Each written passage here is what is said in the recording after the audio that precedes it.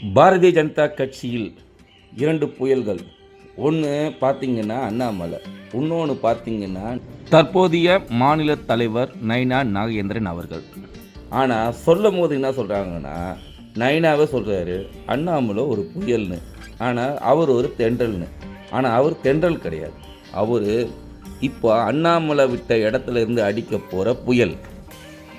ஒரு சிங்கத்துக்கிட்ட மாட்டினாலே சின்ன மின்னமாகிடுவானுங்க. இவனுங்க 2 சிங்கத்துக்கிட்ட மாட்டி இருக்கிறானுங்க பாரு. எப்பா திமுகவோட நிலைமை இனிமேல் அரோகரி தான்டா.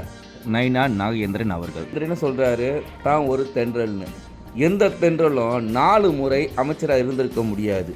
போக்குவரத்து துறை அமைச்சர், மின்சாரத்துறை அமைச்சர், தொழில்துறை அமைச்சர், ஊரகத்துறை அமைச்சர், இந்த 4 துறையிலையும் அமைச்சராக இருந்தவர் எப்படி தென்றலாக இருந்திருக்க முடியும்?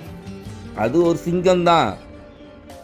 அண்ணாமலை புயல்கிட்ட அடி வாங்கந்தே இவங்களால் ஏந்துக்க முடியலன்னா, இப்போ சைலண்டாக அடிக்க போகிற புயல் நயினா நாகேந்திரன் அவர்கள். இந்த புயல்கிட்ட மாட்டி என்ன சின்ன அபின்னமாக போகிறாங்களோ தெரில.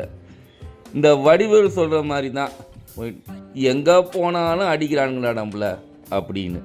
ஆனால் திமுகவுக்கு கொஞ்சம் மூச்சு விட டைம் கிடைக்கும். எப்படின்னா, இப்போ அண்ணாமலை எந்த பதவியிலும் இல்லை அப்படின்றது அவங்களுக்கு ஒரு நிம்மதியான விஷயம்.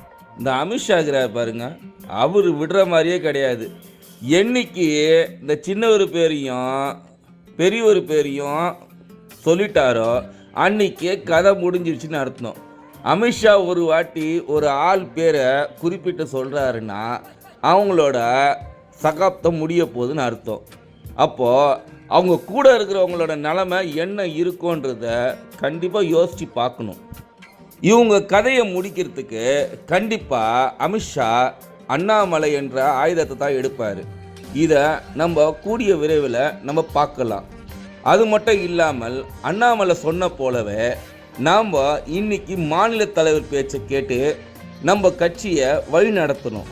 அவர் என்ன சொல்கிறாரோ அதை நம்ம செஞ்சாலே 2026 நம்ம கையிலையும் நம்ம கூட்டணி ஆட்சி கையிலையும் வந்துடும்.